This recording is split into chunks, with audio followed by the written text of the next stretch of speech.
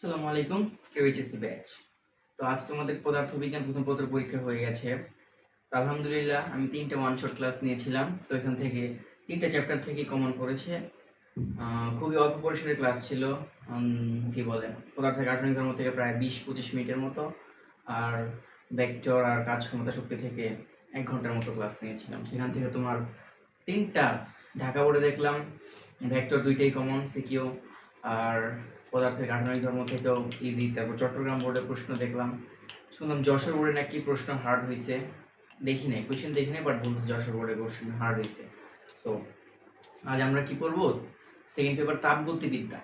তো তাপগতিবিদ্যা এই চ্যাপ্টারটা অনেকের কাছে কঠিন লাগে বাট সহজ। আর কি তাপগতিবিদ্যা যদি তুমি ভালো করে পড়ে যাও, মিনিমাম 2টা সিকিউ আসার চান্সেস অনেক বেশি। তাপগতিবিদ্যা, চলতরিৎ, এই 2টা চ্যাপ্টার থেকে 2টা সিকিউ আসার চান্স বেশি, কারণ তোমরা জানো চ্যাপ্টার 7টা থেকে 8টা এমসিকিউ হবে। তো সেখান থেকে হয়তো বা স্থির তড়িৎ, চলতরিৎ আর নয়তো তাপগতিবিদ্যা, এই 3টা থেকেই তোমার 2টা সিকিউ আসবে। আর না হয় স্থির তড়িৎ থেকে আসার চান্স একটু কম, বাট তাপগতিবিদ্যা থেকে আসার চান্স অনেক বেশি। তো শুরু করি আমরা। তো আমরা শুরু করি তাপমাত্রা মাপক স্কেল দিয়ে। এটা কি, ধরো এটা হচ্ছে তোমার সেলসিয়াস স্কেল, এটা হচ্ছে তোমার কেলভিন স্কেল, এটা হচ্ছে তোমার ফারেনহাইট স্কেল। প্রত্যেকটা স্কেলের একটা বাষ্পবিন্দু আছে, বাষ্পবিন্দু, আর একটা কি আছে, বরফ বিন্দু, বরফ বিন্দু। আর এই যে ব্যবধানটা হচ্ছে মৌলিক ব্যবধান,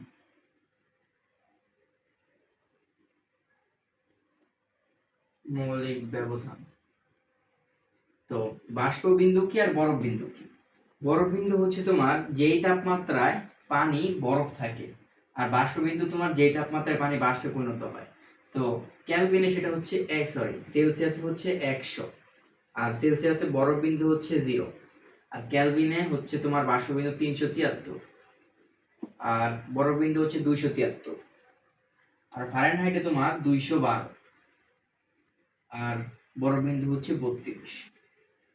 তো ধরো এখানে একটা স্কেল, একটা সেম মাপ, ধরো এটা xc, এটা যে কোনো একটা পারদ তুমি মাপার পর তো পারদ একটা মান দিবে। এখানে যেই মান এখানে সেই মান থাকবে না, এখানে আরেক মান থাকবে, কিন্তু জেনুইনলি কিন্তু তাপমাত্রা সেম। এটাও যেটা এই এই পজিশনটায় সেলসিয়াসে যে তাপমাত্রা, কেলভিনে যে তাপমাত্রা, আর ফারেনহাইটে যে তাপমাত্রা, সবগুলা কিন্তু সেম তাপমাত্রা, কিন্তু এক একটা এক এক মান প্রকাশ করে। তো এটা তোমরা কিভাবে বের করবা, মনে রাখবে। ফার্স্ট সূত্রটা দেখো, হচ্ছে কি, বাষ্পবিন্দু মাইনাস বরফ বিন্দু। আবার বলি, বাষ্প বিন্দু মাইনাস বরফ বিন্দু, বরফ বিন্দু। আর উপরে থাকবে তোমার যেই তাপমাত্রাটা, মানে যেই তাপমাত্রা এখানে প্রকাশ করছে সেই তাপমাত্রা ধরো x মাইনাস বরফ বিন্দু। তাহলে এই ক্ষেত্রে এই মানটা সব জায়গায় সমান হবে। এখন ধরো সেলসিয়াসের ক্ষেত্রে ধরো c মাইনাস বরফ বিন্দু কত 0, আর বাষ্পবিন্দু কত 100 মাইনাস বরফ বিন্দু 0 ইজ ইকুয়ালস টু কেলভিনের ক্ষেত্রে তাপমাত্রা ধরো কেলভিন, আর বাষ্পবিন্দু হচ্ছে তোমার বরফ বিন্দু 273 মাইনাস 273, বাষ্পবিন্দু 373 মাইনাস আবার বরফ বিন্দু 273। সেম ফারেনহাইটের ক্ষেত্রে আগে ফারেনহাইট তাপমাত্রা মাইনাস বরফ বিন্দু কত 32, বাষ্পবিন্দু 212, সরি বাষ্পবিন্দু কত 212 মাইনাস বরফ বিন্দু 32। এই মানগুলো সব ক্ষেত্রে সেম। এখন তুমি এগুলা জানো, এখন তোমাকে সিকিউতে কি করবে, একটা নতুন একটা স্কেল বানিয়ে দিবে। ধরো অমুক, আমার নামই ধরো বলো আবির স্কেল, আবির স্কেলে বরফ বিন্দু ধরো 10 আর বাষ্পবিন্দু ধরো দিয়ে দিল 200। এখন বললো কি সেলসিয়াসের স্কেলে মান দেওয়ার 56 ডিগ্রি সেলসিয়াস, কারণ আবির স্কেলে মান কত। এভাবে তুমি এই সূত্র ইউজ করবা, সেই এক্স এর মান বের করবা। তো তোমার বলে দিয়েছি যে সেলসিয়াস স্কেলে মান 56 ডিগ্রি সেলসিয়াসকে আবির স্কেলে প্রকাশ করো। তোমাকে বলে দিয়েছি আবির স্কেলের বরফ বিন্দু 20 আর ধরো বাষ্পবিন্দু 200। এভাবে তুমি মান বের করতে হবে। ধরো এটা শর্টকাট কি, মানে কাটাকাটি করে আসে c/5 is equals to K minus 273 divided by 5 is equals to F minus 32 divided by 9। তো এই তোমার জেনারেলি এগুলাই আসার কথা। আর যদি সিকিউতে আসে তাহলে তোমাকে নতুন একটা স্কেল বানিয়ে দিবে, একটা অজানা স্কেল, সেখান থেকে তোমাকে এই মান বের করতে বলতে পারে, অথবা তোমার এখানে মান দিয়ে দিবে, বলবে যে আবির স্কেলের বরফ বিন্দু এত, বাষ্প বিন্দু এত, এবং আবির স্কেলে একটা পার্ট দেখার পর দেখলো যে 10 আবির আসে, তো সেইটা তুমি ফারেনহাইট স্কেলে কত, অথবা সেলসিয়াস স্কেলে কত, অথবা কেলভিন স্কেলে কত, এভাবে তোমার আসতে পারে। তো আমরা কোনটা দেখবো, যে তাপ গতিবিদ্যা মানে প্রথম যে সূত্রটা আছে, যেটা তোমার সবচেয়ে বেশি ইম্পর্টেন্ট, এই সূত্রের মাধ্যমে দেখবা অনেক অনেক টার্ম আসে। প্রথম সূত্রটা কি, ভালো লাগে না। প্রথম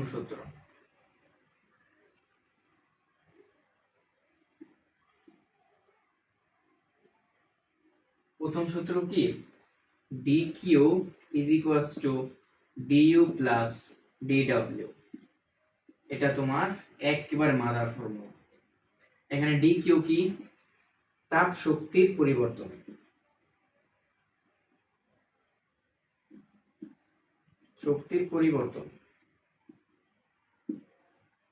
du কি, অভ্যন্তরীণ শক্তির পরিবর্তন।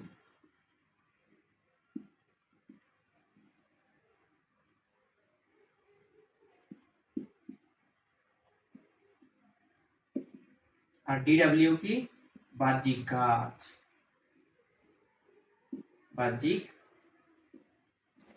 এখন ধরো dw কে তোমরা এইভাবে লিখতে পারো, ধরো w is equals to কি, fx।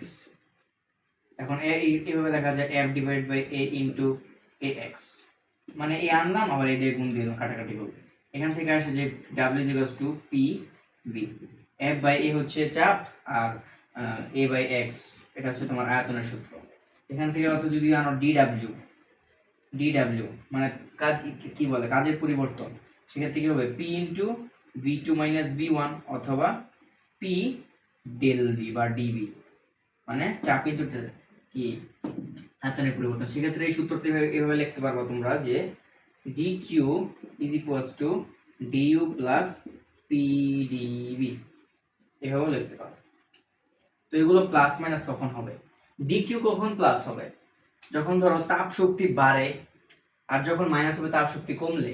আর ডিউ কথা, ডিউ মনে রাখবা যে অভ্যন্তরীণ শক্তি প্রপোর্শনাল টু তাপমাত্রা বাড়লে অভ্যন্তরীণ শক্তি বাড়বে, তাপমাত্রা কমলে অভ্যন্তরীণ শক্তি কমবে।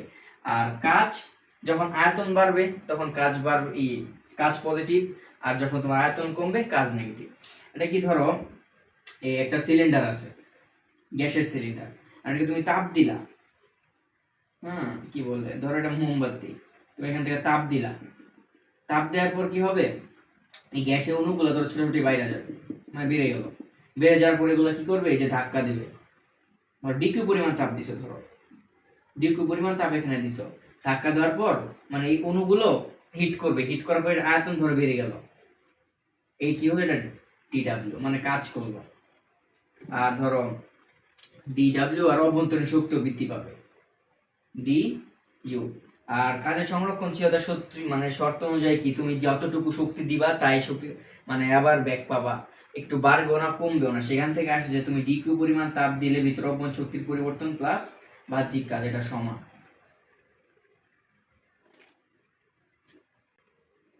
নির্দেশক চিত্র,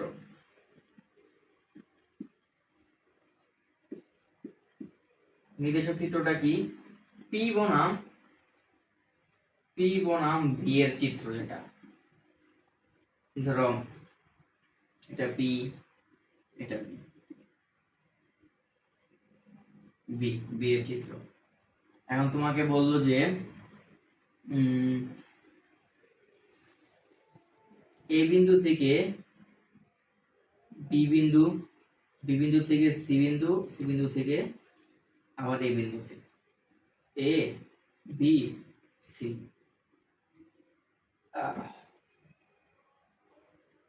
এটা একটা গ্রাফ দিয়ে দিল। আচ্ছা, এর আগে একটা জিনিস ধরো, পিভি আয়তনের যে গ্রাফটা, সেটা লেখচিত্রে আমাদের কাজ নির্দেশ করে। ধরো এটা পি, এটা বি।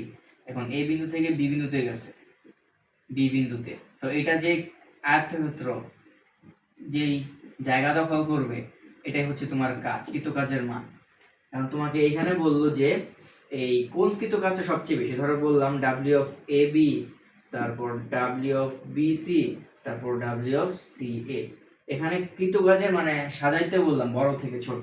এখন সবচেয়ে সবচেয়ে বেশি কৃতকাজ কোন কোথায় কি হয়েছে দেখো, W of A B, A B কি হয়েছে যে এতটুকু এতটুকু জায়গা দখল করছে এ বি এর ক্ষেত্রে, v1 v2, তাহলে কি ডাব্লিউ অফ এবির ক্ষেত্রে পজিটিভ কৃতকাজ। এখন তো ডাব্লিউ অফ বিসি, বিসি এখন তো বিসি কি করছে, ভি2 যেখানে, ভি2 কিন্তু আয়তন, আয়তন দেখো এখান থেকে এখানে গেছে, আয়তন বাড়েও নাই কম হয়, তার মানে কি কৃতকাজ শূন্য। আমি আগেও বলছি যে আয়তন বাড়লে কমলে কৃতকাজ হয়, তাহলে শূন্য। এখন ধরো ডাব্লিউ অফ সি এ, এখন দেখো এটা কিন্তু হিউজ, এটা দেখো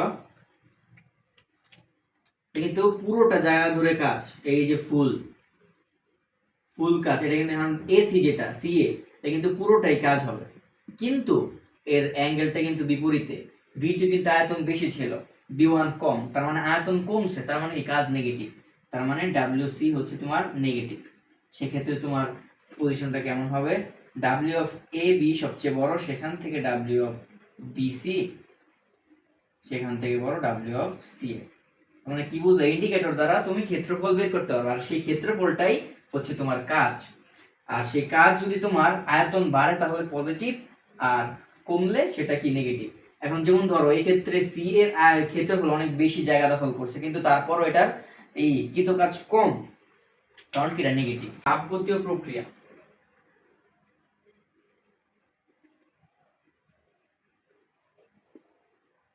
প্রক্রিয়া কয়টা আছে, এক নাম্বার সমষ্ণ, সমষ্ণ প্রক্রিয়া, দুই নাম্বার রুদ্ধতাপীয়,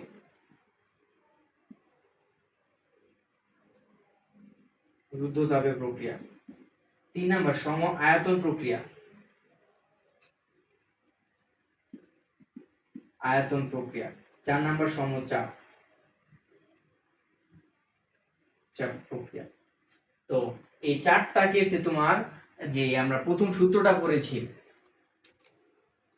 প্রথম সূত্র তাপগতিবিদ্যা, সেই সূত্র আলাদা আলাদা কেস আলাদা আলাদা রূপ নেবে, সেগুলো দেখি। প্রথম ধরো আমরা পড়ব সমষ্ণ প্রক্রিয়া,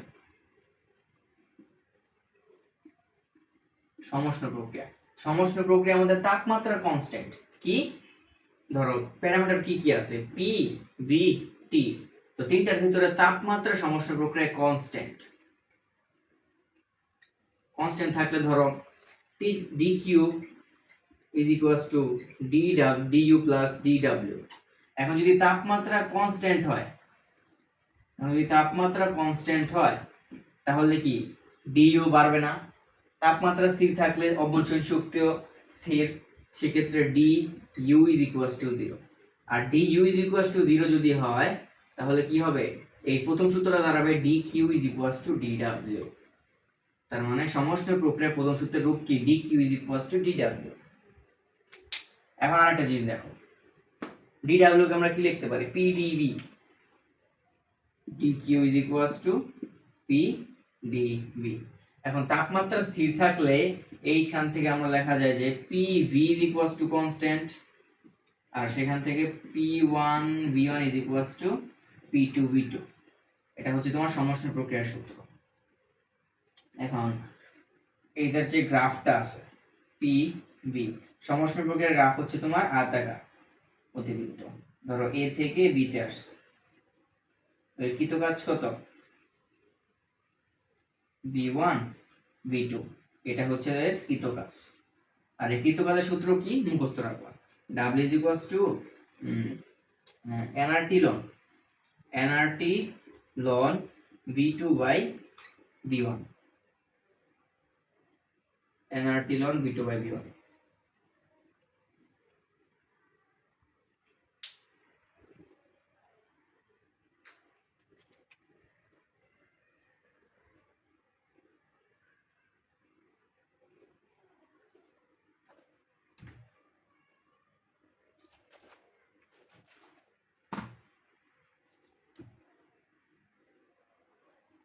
PV gamma TV gamma minus 1 আর টিভি 1 মাইনাস গামা উপরে। W is equals to NR 1 minus gamma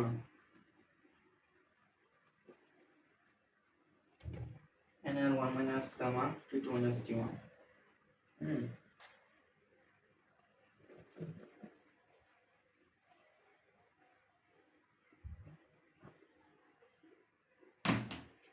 এবার আমরা পড়ব রুদ্ধতাপীয় প্রক্রিয়া।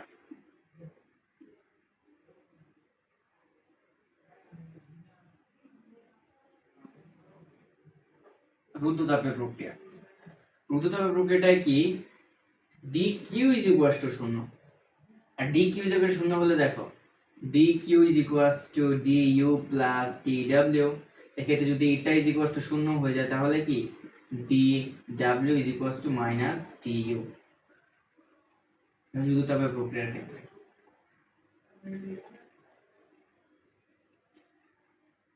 রুদ্ধতাপীয় প্রক্রিয়া অনেক দ্রুত চলে, মাথায় রাখবার। সমষ্ণ প্রক্রিয়া ধীর গতিতে du minus dw আর এখানে সূত্রগুলো কি pv gamma is equals to constant, অতএব p1 v1 gamma is equals to p2 v2 gamma। তারপর 2 নাম্বার হচ্ছে tv gamma minus 1 is equals to constant, অতএব p1 v1 gamma minus 1 is equals to p1 v1 না tv t1 v1 is equals to t2 v2 gamma minus 1। 3 number সূত্র হচ্ছে তোমার t p1 minus gamma divided by gamma is equals to constant, অতএব এখান থেকে লিখতে পারো আমরা p1 to the power 1 minus gamma divided by gamma is equals to t2 p2 to the power 1 minus gamma divided by gamma। হচ্ছে তোমার তিনটে সূত্র মুখস্থ রাখবা। আর আরেকটা হচ্ছে কৃতকাজের সূত্র w is equals to nr divided by 1 minus gamma আর এখানে t2 minus t1। এখান থেকে আরেকটা সূত্র আসা যায়, এই nr দ্বারা t কে গুণ করে দিলে nrt2 minus nrt1, সেক্ষেত্রে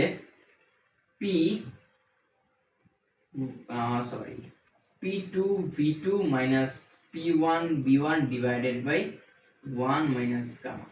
তো মোট কয়টা সূত্র এখানে আছে দেখো, যে কৃতকাজের সূত্র আর এখানে আছে 3টা সূত্র। এই সূত্র থেকে ডাইরেক্ট এই রুদ্ধতাপীয় এই সূত্রগুলো থেকে তোমার হুবহু ম্যাথ চলে আসে। আর মনে রাখবা যে রুদ্ধতাপীয় প্রক্রিয়ায় তাপমাত্রার আদান প্রদান হয় না, আর রুদ্ধতাপীয় প্রক্রিয়া অতি দ্রুত চলে। দুইটা প্রশ্নে তুমি আলাদা কিভাবে করবে, প্রশ্নে তোমাকে বলে দিবে যে প্রক্রিয়াটা বলবে হয়তো দ্রুত ঘটেছে, না হয় অনেক ধীর গতিতে ঘটেছে। ধরো তোমাকে যদি বলে যে একটা মানে কি বলে বাসের চাকা ব্লাস্ট হয়ে গেল, তো এটা কি অনেক ধীরগতি প্রক্রিয়া না দ্রুত প্রক্রিয়া, সেক্ষেত্রে অবশ্যই দ্রুত, আর দ্রুত বলে রুদ্ধতাপীয়। আর যদি কোনো প্রক্রিয়া উল্লেখ করে দেয় ধীরে ধীরে আস্তে আস্তে ঘটতেছে, তাহলে সেটা কি সমষ্ণ প্রক্রিয়া।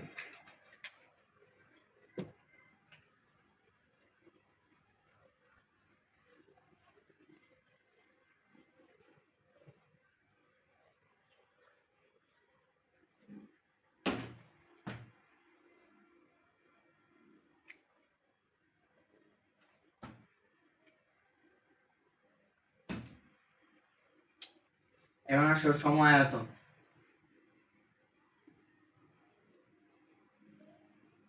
সময় আয়তন বুঝতেই পারতেছো, আয়তন আয়তনের পরিবর্তন 0, আয়তন স্থির থাকবে। তো আয়তন স্থির থাকলে dq is equals to du plus pdv। এখন dv যদি শূন্য হয় আয়তনের পরিবর্তন 0 হলে dq is equals to du। এটা হচ্ছে তোমার সময় আয়তন। এক্ষেত্রে গ্রাফ কি হবে p বনাম v, আয়তনের পরিবর্তন নাই, তার ধরো এখান থেকে এই বিন্দু থেকে উপরে a b, এক্ষেত্রে কি আয়তনের পরিবর্তন হয়েছে কোনো খারাপ উপরের দিকে গেছে, ধরো একটা সেম কনস্ট্যান্ট আয়তনে রয়েছে, ও রুদ্ধতাপীয় ক্ষেত্রে গ্রাফ দিতে ভুলে গেছি। রুদ্ধতাপীয় ক্ষেত্রে গ্রাফটা কি, ধরো পি ভি, সমষ্ণ প্রক্রিয়ার যে আয়তাকার গতিবৃত্ত সেটা আরেকটু খাড়া হবে, রুদ্ধতাপীয় ক্ষেত্রে একটু খাড়া হয়। এটা কি এই যে এরকম এ বি, সেক্ষেত্রে এই যে এটা হলো কৃতকাজ, এটা হচ্ছে তোমার কৃতকাজ। আর এই সূত্রে হচ্ছে nr divided by 1 minus gamma t2 minus t1। সমচাপ,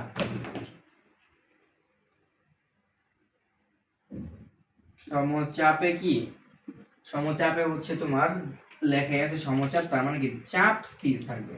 চাপ স্থির থাকলে গ্রাফটা কেমন হবে, এ ধরো পি, এ ধরো বি, চাপ মাত্রা এই যে, মানে চাপ স্থির, চাপের কোনো পরিবর্তন নাই। এ ধরো এ, ধরো বি, আচ্ছা এখান থেকে না দেখো, ধরো এই যে এ বি, এক্ষেত্রে কৃতকাজ হবে এটা, এই যে কৃতকাজ, ধরো বি1 থেকে বি2 তে আসছে, এক্ষেত্রে কৃতকাজ সূত্র দেখো, এটা কিন্তু ডাইরেক্ট আয়তাকার, তুমি ডাইরেক্ট ক্ষেত্রফল বের করে কৃতকাজ বের করে দিবা। এ বি এর এই যে এ বি ইনটু এই যে এই যে এটা কি বলে দৈর্ঘ্য গুণ প্রস্থ করে দিবা, w ইজ ইকুয়ালস টু, ধরো এতটুকু তো পি এর মান, পি ইনটু এতটুকু মান কত, v2 minus v1, v2 minus v1। এখান থেকে সূত্র তুমি লিখতে পারো যে dq is equals two du plus p dv অথবা du plus p v2 minus v1। এগুলো তোমার সমষ্ণ প্রক্রিয়া, রুদ্ধতাপীয় প্রক্রিয়ার সমচাপ এবং সম আয়তন।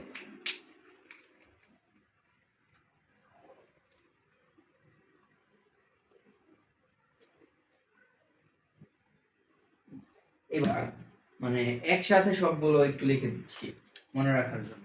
ধরো সমষ্ণ প্রক্রিয়া, সমষ্ণর ক্ষেত্রে কি স্থির, তাপমাত্রা স্থির, T constant, constant.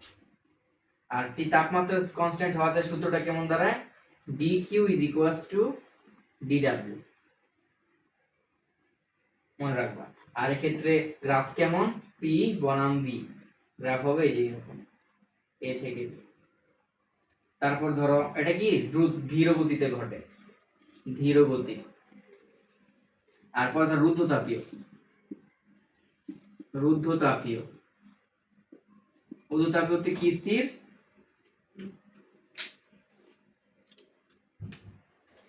dq is equals to 0, তাপমাত্রার কোনো আদান প্রদান হয় না, তাপ শক্তির কোনো আদান প্রদান হয় না। আর এক্ষেত্রে তোমার dq 0 হতে dw is equals to minus d অথবা du is equals to minus dw, এই দুইটা মনে রাখবো। আর চিত্র কেমন, p v, একটু খাড়া হবে, এ থেকে b তে আসছে। আর ধরো সম আয়তন, সম আয়তন, সম আয়তনের ক্ষেত্রে v constant, v is equals to constant, v constant হলে, v কনস্ট্যান্ট হলে তোমার dq is equals to du, কেমন রাখবা। আর চিত্র হবে pv এর আয়তন স্থির, তার মানে কি y অক্ষের সমান্তরাল, এই যে এরকম a b, আয়তন স্থির। আর সমচাপের ক্ষেত্রে, আচ্ছা এদিকে দেখি, আর সমচাপ, সমচাপে কি p স্থির, p is equals to constant, constant. আর এক্ষেত্রে চাপটা কি, চিত্রটা p বনাম v, এই যে x অক্ষের সমান্তরাল ab। তো w মান লিখে দিই, কৃতকাজ w is equals to nRT ln v2 v2 divided by v1। আর এক্ষেত্রে কি হবে, w is equals to nr divided by 1 minus gamma into t2 minus t1 অথবা p2 v2 minus p1 v1 divided by কত 1 minus gamma। আর এই ক্ষেত্রে সূত্র কি, আয়তন তো 0, কৃতকাজ 0, dw is equals to 0, কৃতকাজ 0। আর এই ক্ষেত্রে তোমার w is equals to তাপমাত্রা স্থির, তাপ কি বলে চাপ স্থির ইনটু v2 মাইনাস v1। এগুলো তোমার এক লাইনে সব মাথায় রাখবা। আর p1 v1 এটা লিখে দেওয়ার চান্স দরকার আছে না,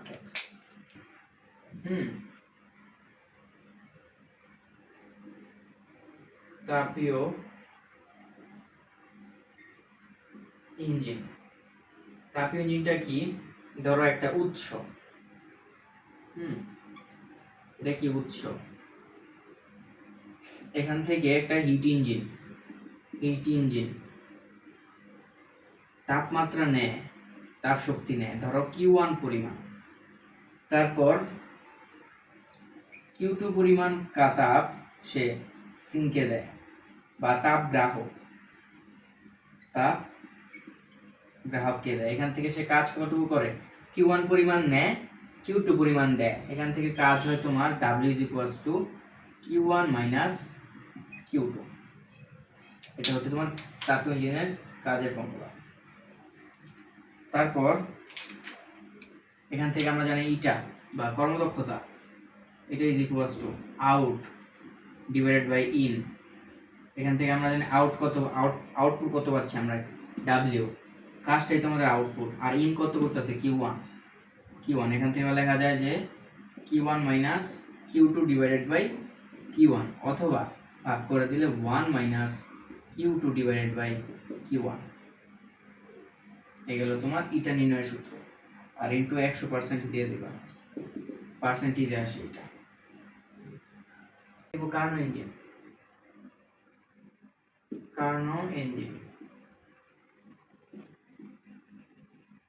ইঞ্জিনটা কি, এটা কি বলে, কল্পিত ইঞ্জিন, জাস্ট যা লাগবে তাই দিচ্ছি। এই ধরো কার্নো ইঞ্জিনে ধরো A B C D, এদিক বরাবর উল্টা, কার্নো ইঞ্জিনটাতে কি হয়, 4টা ধাপে কাজ হয় তোমার। ফার্স্ট AB তে কি, সমষ্ণ সম্প্রসারণ, B থেকে C এই সমষ্ণ প্রসারণ, B থেকে C রুদ্ধতাপীয় প্রসারণ, আর C থেকে B সমষ্ণ সংকোচন, আর D থেকে A তোমার রুদ্ধতাপীয় সংকোচন। এই 4টা ধাপে তোমার কৃতকাজ বের করতে হয়। মূলত কৃতকাজ কোনটাই দেখো, ABCD এর ক্ষেত্রে হলো কৃতকাজ, এই তো এতটুকু, এই যে W = ABCD এর ক্ষেত্রফল, এখন ক্ষেত্রফল বের করা, এই জায়গায় ছিল P1 B1, এই জায়গায় ছিল P2 B2, এখানে P3 B3, এখানে কত P4 B4। আমরা ক্ষেত্রফল সূত্র W = x রেলে বের করে ফেলবো। W ক্ষেত্রে nrt এর বদলে আমরা P1 B1 লিখব, P1 B1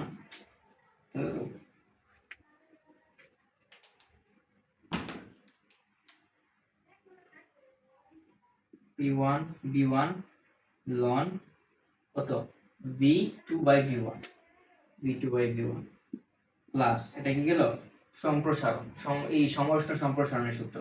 2 নম্বরটা কি, রুদ্ধতাপীয় সম্প্রসারণ, nr না, এই P3 V3 P2 V2 /1 - gamma, plus আবার কি সমষ্ণ সংকোচন, এক্ষেত্রে same P3 V3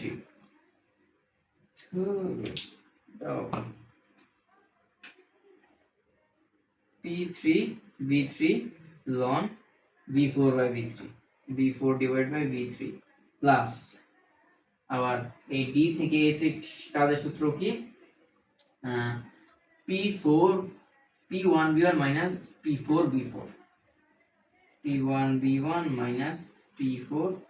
B4 /1 - gamma. এই হলো তোমার W। যদি 4টা স্থানাঙ্কের মান জানা থাকে 1 নিমিষে বের করতে পারবা। আর এমনি basically W = W A of B, আচ্ছা এটা লেখা দরকার।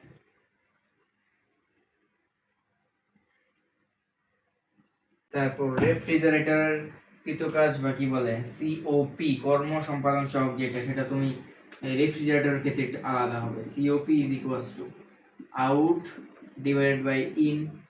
তো এই ক্ষেত্রে আমরা কি জানতাম, তাপীয় ইঞ্জিনে আউট ছিল W, কিন্তু এই ক্ষেত্রে আউট হবে তোমার Q1, ডিভাইডেড বাই ডাব্লিউ, আর এটা কি Q1 divided by Q2 minus Q1। এটা কিন্তু উল্টা, মনে রাখবো রেফ্রিজারেটর,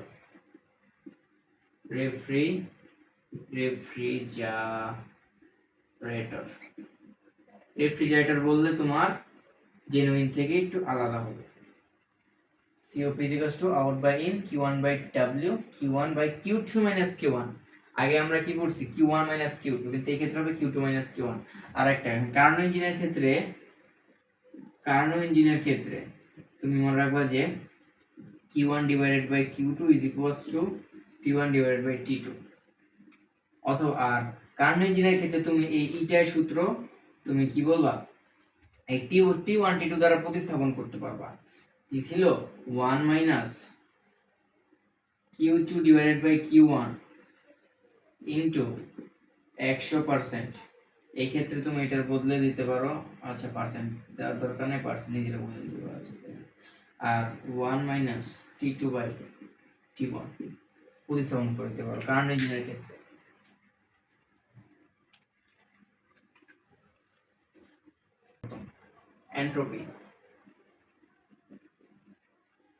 এন্ট্রপি তিনটা কেস আছে, তিনটা কেস শেষ করবো। একটা হচ্ছে তোমার বরফ থেকে পানিতে রূপান্তর, আর একটা হচ্ছে পানির তাপমাত্রা বাড়ানো, আর একটা হচ্ছে তুমি পানি থেকে বাষ্পে রূপান্তর।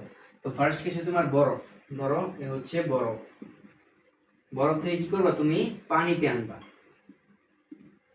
এক্ষেত্রে তোমার del S is equals to M L F divided by T, বা M L F divided by T থাকবে 273 কেলভিন। এটা ফিক্সড। এই ফার্স্ট কেসে বরফ থেকে পানি, একটা বরফ তুমি রেখে দিলে আস্তে আস্তে পানিতে পরিণত হয়, সেই তাপমাত্রা কিন্তু 0 ডিগ্রি সেলসিয়াস, আর 0 ডিগ্রি সেলসিয়াস মানে 273 কেলভিন, এটা ফিক্সড। আর এল এফ এর মান হচ্ছে তোমার বরফ গলনের সুপ্ততাপ, বরফ গলনের সুপ্ততাপ হচ্ছে 33600। L F is equals two 336300 joule per KG. এটা হচ্ছে তোমার ফার্স্ট কেস। সেকেন্ড কেস, ধরো পানি আছে, পানিকে বাষ্পে পরিণত করবা। ধরো পানি থেকে বাষ্প, এক্ষেত্রে কিন্তু তাপমাত্রা 100 ডিগ্রি সেলসিয়াস, আর এক্ষেত্রে তাপমাত্রা ছিল 0 ডিগ্রি সেলসিয়াস, এগুলো ফিক্সড। পানি থেকে বাষ্প বললে 100 ফিক্সড, আর বরফ থেকে পানি বললে 0 ডিগ্রি ফিক্সড। এক্ষেত্রে কি হবে, del S is equals to M L V divided by T, আর এম এল ভি আর টি এর মান থাকবে কত, 100 থেকে যোগ করে 373 কেলভিন। আর এল ভি এর মান কত, বা এটা হলো পানি বাষ্পীভবনের সূত্রটা হচ্ছে 22680 জুল পার কেজি, নাকি জানো একটা, একটু চেক দিয়ে নিও, এই মানটা একটু চেক দিয়ে নিও, মানে শিওর, মানে খেয়াল আসতেছে না, একটু চেক দিও এটা।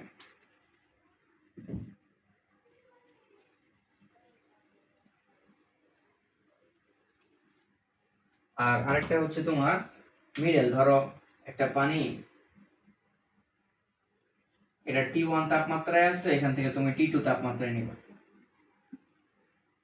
পানি T2 তাপমাত্রা নেবে। এই ক্ষেত্রে তোমার del S is equals to M S ln T2 by T1। এস এর মান কত, এস ইজ ইকুয়ালস টু 4200, এটা মনে রাখবো। তিনটা কেসেই আসবে। আমরা এই অঙ্কটা করবো লাস্ট, কারণ আমার কেন যেন মনে হচ্ছে এবার এন্ট্রপির পরিবর্তন থেকে সিকিউ আসার চান্সেস বেশি। ধরো এখানে কি বলছে, 5 কেজি বরফকে বাষ্পে পরিণত করতে এন্ট্রপির পরিবর্তন কত। দেখো এদিকে কিন্তু বরফ আছে, বরফ থেকে বাষ্পে পরিণত করতে তাহলে কয়টা, 3টা ধাপই পার করতে হবে। দেখো 3টা ধাপ। ফার্স্টে কি 5 কেজি বরফ, ধরো এটা বরফ আছে, সেই বরফ থেকে আগে তুমি পানি বানাবা,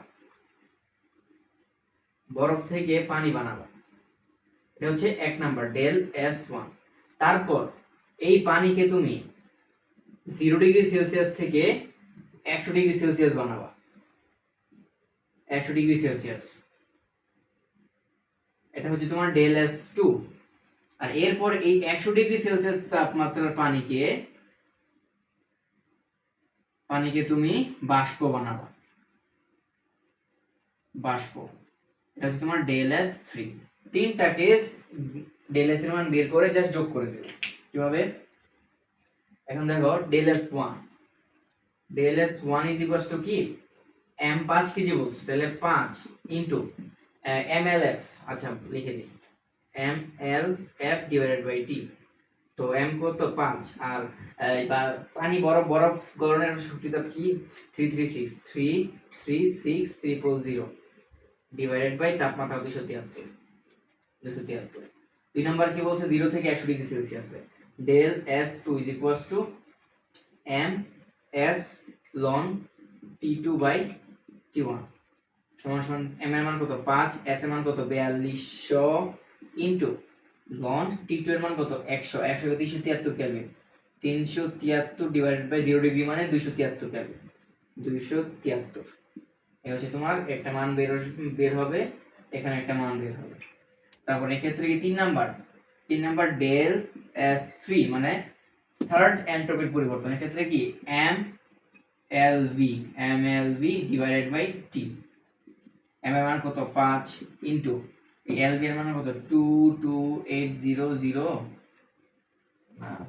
এটার মানটা কি আসছে? আচ্ছা এই মানটা আরেকবার একটু চেক দিও তোমরা, চেক। বাষ্পীয় মানে শক্তিতাপ কত, আর টি এর মান কত 373। এক্ষেত্রে একটা ডেল এস এর মান বের করবে। সুতরাং মোট এন্ট্রপির পরিবর্তন হবে del S1 plus del S2 plus del S3। এটা হচ্ছে তোমার এন্ট্রপির পরিবর্তনের যাবতীয়। এখান থেকেই তোমার হয়তো বা এই কেস দিবে, আর নয়তো এই কেস দিবে, আর নয়তো এই কেস দিবে। আর যদি কপাল খারাপ থাকে এক প্রশ্নে এরকম 3টা কেসওয়ালা ম্যাথ দিয়ে দিতে পারে। তো আজকে এতটুকু।